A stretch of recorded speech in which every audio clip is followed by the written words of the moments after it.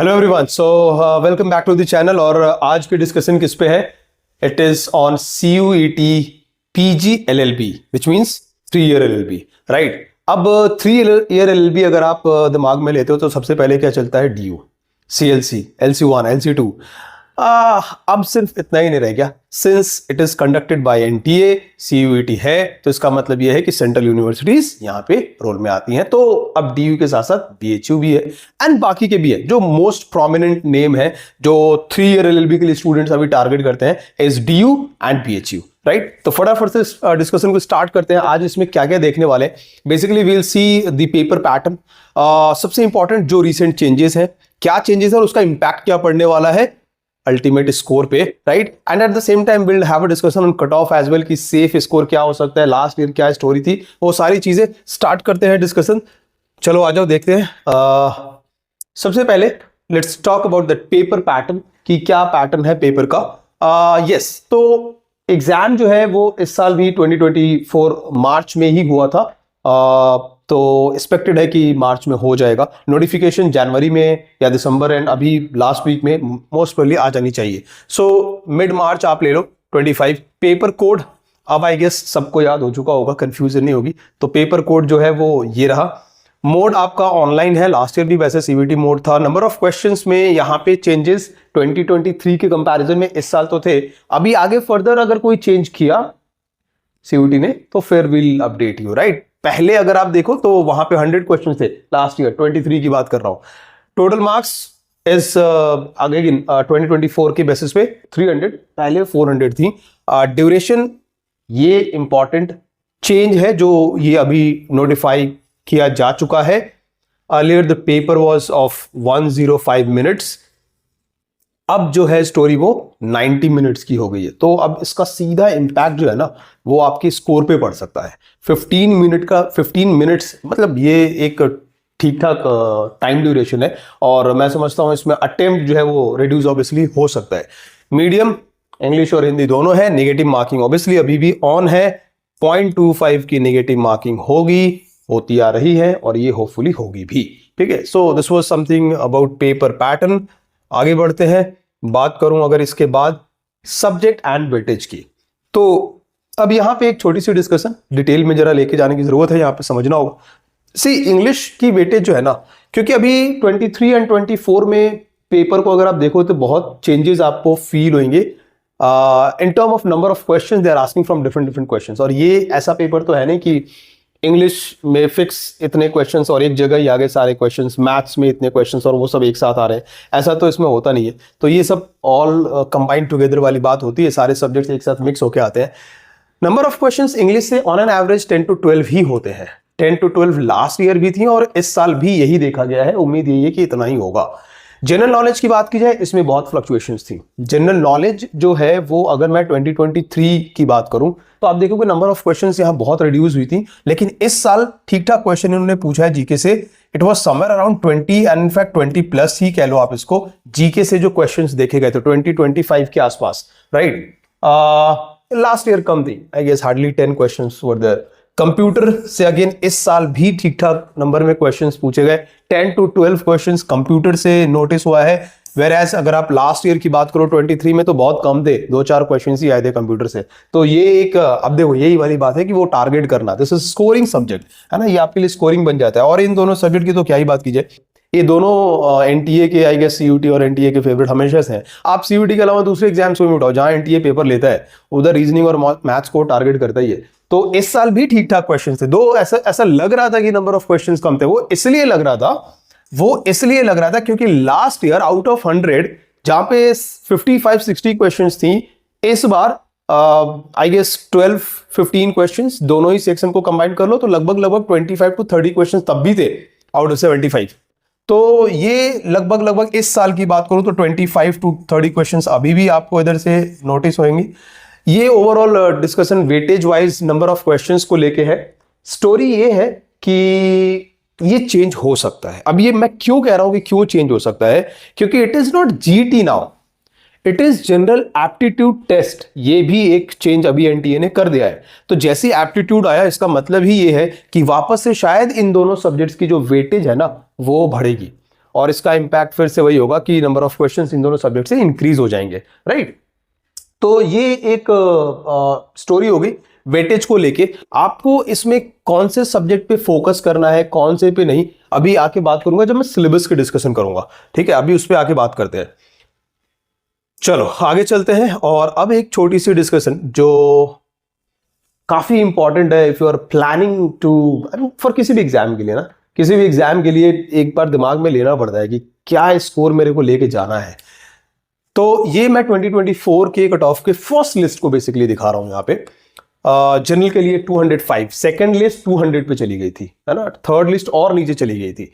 सो general की बात की जाए तो सीएलसी, इसमें भी जस्ट अ सेकंड, इसमें भी आप सेंटर्स को समझ लेना, CLC, LC1 and LC2. So 205 for CLC, LC1 186 for unreserved general and 187 LC2, right?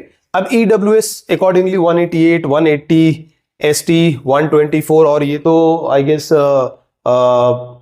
90s तक में गया था सेकेंड और थर्ड लिस्ट में, 94, 97 तक ये गया हुआ है। और SC आई गेस 146 तक भी गया है, 140 से भी नीचे गया हुआ है। तो ये ओवरऑल जो कट ऑफ वाली बात है सीएलसी के लिए, सीएलसी की कट ऑफ थोड़ी सी ऊपर आती ही है, ये बात बिल्कुल तय है। आपको अब इसमें अभी क्या करना होगा, देखो अब एक पॉइंट ये है कि टाइम जो है वो रिड्यूस कर दिया गया है। 15 मिनट से आपका टाइम जो है वो रिड्यूस हुआ है और ये अब आपके पास 90 मिनट्स है। तो मैं मानता हूं 90 मिनट्स की वजह से कुछ तो स्कोर कम होना है, अटेम्प्ट्स वगैरह कुछ कम होंगे, लेकिन बहुत ज्यादा भी एक्सपेक्ट नहीं कर सकते, क्योंकि ये ट्रेंड जो है वो यही कहती है कि हर साल कट ऑफ जो है वो थोड़ी सी ऊपर जाती है। तो अगर इसी ट्रेंड को फॉलो करते हुए भी चलूं by considering this, I mean the reduction in the time, तो एक सेफ स्कोर की अगर बात की जाए कि क्या हो सकता है, कहां तक सर लेके मुझे जाना चाहिए, तो मैं कहता हूं 200 अगर अभी की बात की जाए, एंड ऑफ कोर्स मैं सीएलसी के पॉइंट ऑफ व्यू से बात करूं तो आई गेस यूआर में 200 तक का टारगेट आप अगर ले लो तो आई बिलीव कुछ मतलब वही है, बॉर्डर पे रहने का फायदा नहीं ना, फिर बॉर्डर से ऊपर के स्कोर की सोचा जाए। आउट ऑफ 300 अगर आप 200 अभी भी निकालो तो मैं समझता हूँ सीएलसी में आपका एक जो सीट है वो सिक्योर होता है, ठीक है। खैर अब जरा बात कर लेते हैं ये स्कोर लाने के लिए क्या करना होगा, कैसे कैसे कहां कहां वर्कआउट करने की आपको जरूरत पड़ेगी। Let's talk about the detail syllabus. English is pure, आप कह सकते हो, जो कहते हैं ना कि इंग्लिश लैंग्वेज जो जनरल कॉम्पिटिटिव सेक्शन के अंदर पूछे जाते हैं, जिसमें ग्रामर से लेके वोकैब से लेके पैराजम्बल्स, एडियम, फ्रेजेस, सारी चीजें देखने को मिलती हैं, चाहे एक एक दो दो क्वेश्चन ही। यू नो सीयूटी की यही, ये शायद मेरिट या डिमेरिट भी कह सकते हो आप, कि पूरा सिलेबस ऑलमोस्ट कवर कर लेता है, रीडिंग कॉम्प्रिहेंशन तक सब कुछ आपको मिलेगा और यहां से क्वेश्चंस आते हैं। अब बात यह है कि सर 10 to 12 क्वेश्चंस हैं, तो क्या लगता है कितना होना चाहिए? देखो अगर 15 भी मैं ऑन एन एवरेज मान के चलूं कि हर सेक्शन से 15 क्वेश्चंस इस बार है, जैसे फॉर एग्जांपल, तो 15 का मतलब सीधा सीधा ये हुआ देयर आर 5 सेक्शंस, और 5 सेक्शंस से 15 क्वेश्चंस मतलब टोटल 75 क्वेश्चंस आपके हो गए। मेरा सीधा सीधा एस्टिमेट जो है वो ये कहता है कि ये 5 सेक्शन से पर सेक्शन 10 एटलीस्ट मेरे को करना है, करेक्ट है ना, अटेम्प्ट नहीं, करेक्ट 10 एटलीस्ट करना है पर सेक्शन, विच मींस बात पर सेक्शन की हो रही है, विच मींस इंटू 5 कर लो, और इसका सीधा हिसाब ये है कि 50 आप यहां पे निकाल के लाते हो, करेक्ट, और 50 इंटू 4 कर लो तो ये आपको 200 का स्कोर दे देता है, जिसके बारे में मैं भी बात कर रहा था। तो सिंपल कैलकुलेशन रखते हैं ना, अगर 15 की कहानी है तो, है ना, और अगर नहीं है किसी में 20 भी है तो ठीक है, अकॉर्डिंगली आपको इंक्रीज करना है अटेम्प्ट उस सेक्शन में, करेक्ट। सो इंग्लिश के ये सिलेबस है और मैं समझता हूं 10 to 12 अगर क्वेश्चंस हैं तो 7-8 तो यहां से सिक्योर करना पड़ेगा। इसके बाद अगर मैं बात करूं, let's move to the next section, जिसके क्वेश्चंस इस बार के पेपर में ठीक ठाक आए थे 20+25 के आसपास। तो अब ये देखो, ये एक ब्रॉडर सिलेबस आप कह सकते हो, जिसको कहते हैं प्योर एनटीए जीके सेक्शन, वो है ये जिसमें आपकी पूरी SST, history, geography, polity, constitution, है ना, इकोनॉमिक्स से लेके और साइंस की कहानी, इसके अलावा सीए भी, और सीए के साथ साथ फिर जितनी भी स्टैटिकल चीजें हैं, स्पोर्ट्स ले लो, इकोनॉमिक्स तो हो ही गया, जितनी भी मिसलेनियस और स्टैटिकल चीजें हैं वो सब आपको कवर करनी होंगी। तो ये एक मतलब कह सकते हो हार्ड टू गेट बन सकता है जीके लेकिन अच्छी बात क्या है कि इसमें आपका अवेयरनेस वाला पार्ट भी होता है, दैट इज सीए, एंड 50% के आसपास सीए तो होती है, तो वो उस पर ज्यादा वर्कआउट किया जा सकता है। ये ओवरऑल सिलेबस है जीके के अंदर। एंड अगेन अगर 20 क्वेश्चंस या 25 क्वेश्चंस आ जाए तो मैं समझता हूँ जीके एटलीस्ट 50% लेके आना पड़ेगा, 50% एटलीस्ट। और बाकी बचे हुए को कहां से कवर करोगे? तो बाकी बचे हुए को कवर कर सकते हो आप इस सेक्शन से। If there are 15 questions, get 15 out of 15, और let's say 10 questions, 10 out of 10। ये स्टोरी चलती है कंप्यूटर में, क्योंकि ये बेसिक कंप्यूटर होता है, एज सच इतना नहीं होता। इनफैक्ट मुझे अभी इसी साल के हमारे स्टूडेंट्स की कहानी है, they were telling that sir, एक सर ने एंड में, कंप्यूटर वाले सर ने, वो जो क्वेश्चंस की जो शीट दी थी, there were so many questions, I guess 500 या 1000 क्वेश्चंस थे, तो उधर से ही क्वेश्चंस आए हैं सारे। तो ये होता है, ये कंप्यूटर में होता है, ऐसे कुछ क्वेश्चंस बेसिक कंप्यूटर के बने हुए होते हैं, और उधर से बस उनको एक बार भी पढ़ लो तो उधर से भी बात बन जाती है, वहां से भी निकाल सकते हैं आप। तो ये कंप्यूटर का ओवरऑल सिलेबस है जिसको आपको कवर करना है। बात करूं इसके आगे, कंप्यूटर के बाद general aptitude which is mathematics, basically this is pure mathematics. तो मैथमेटिक्स में भी अगेन हार्डकोर अर्थमेटिक मैथ्स, जो आप दूसरे एग्जाम्स के लिए भी शायद जाओगे तो सोचोगे, उसको प्रिपेयर करना है। अर्थमेटिक मैथ्स में नंबर सिस्टम से लेके एलसीएम एचसीएफ से लेके परसेंटेज, एवरेज, सारी कहानी टोटल। उसके बाद इसमें कुछ एडवांस चीजें भी देखने को आपको मिल सकती हैं, स्पेशली रिलेटेड टू मेंसुरेशन, है ना। मेंसुरेशन है, मिक्सचर एलिगेशन है, प्रोबेबिलिटी वगैरह, स्टैटिस्टिक के क्वेश्चंस भी एक दो। तो ये सब क्वेश्चंस जो है ये थोड़े से आप कहते हो एडवांस मैथ्स में काउंट होते हैं। बेसिक उसका भी करना ही पड़ेगा, है ना। बाकी तो मैथ्स को डिटेल में लेके जाना ही है, बेसिक उसका भी करना होगा। और इसके बाद अगर मैं एक लास्ट जो हमारा सेक्शन है लॉजिकल रीजनिंग, इसकी बात करूं तो पूरी लॉजिकल रीजनिंग, डोंट आस्क कि सर क्या पढ़ लें, कौन सा छोड़ दें, क्लॉक कैलेंडर से लेके और पूरी एनालिटिकल रीजनिंग। हाँ, ये जरूर मैं कह सकता हूं कि यहाँ एनालिटिकल रीजनिंग की वेटेज सबसे ज्यादा है। Let's say they are asking 15 questions और सपोज 20 क्वेश्चंस, तो 20 में से आप मान के चलो कि 17-18 आपके एनालिटिकल रीजनिंग के क्वेश्चंस ही होंगे।